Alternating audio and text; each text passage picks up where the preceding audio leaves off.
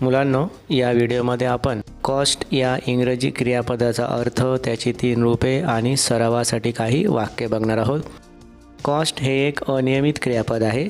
नियमित आणि अनियमित क्रियापद काय असतं यावर व्हिडिओ बनवलेला आहे, तुम्ही ते बघू शकता. लिंक डिस्क्रिप्शनमध्ये आहे. ओके. कॉस्ट या क्रियापदाचा अर्थ खर्च पडणे किंवा किंमत असणे. एखाद्या गोष्टीला किती खर्च पडतो, एखाद्या गोष्टीची किंमत किती आहे हे सांगताना कॉस्ट या क्रियापदाचा वापर करतात. सुरुवातीला जे टू कॉस्ट दिलेले आहे याला क्रियापदाचा इन्फिनिटिव्ह असे म्हणतात. याची तिन्ही रूपे समान आहेत, कॉस्ट कॉस्ट कॉस्ट. लक्षात कसं ठेवायचं?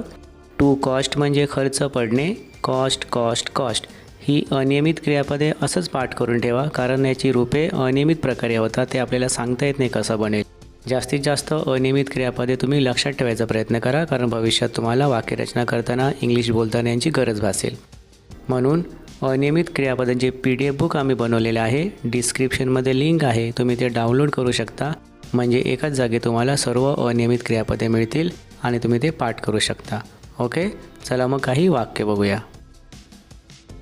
पहिलं वाक्य बघा. This book cost ₹500. या पुस्तकाची किंमत ₹500 आहे. दुसरं वाक्य बघा. The trip cost a lot of मनी.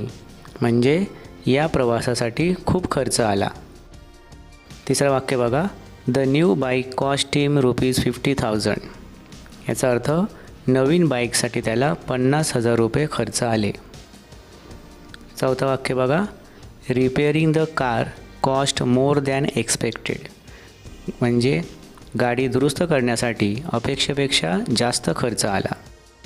मुलांनो, या क्रियापदाचा वापर करून तुम्ही स्वतःची वाक्य बनवा आणि ही दिलेली वाक्ये जी आहे ती मोठ्याने वाचा. कमीत कमी 10 वेळा तरी मोठ्याने वाचा. याचा तुम्हाला भविष्यात नक्कीच फायदा होईल. ओके, चला मग अभ्यास करा. थँक्यू.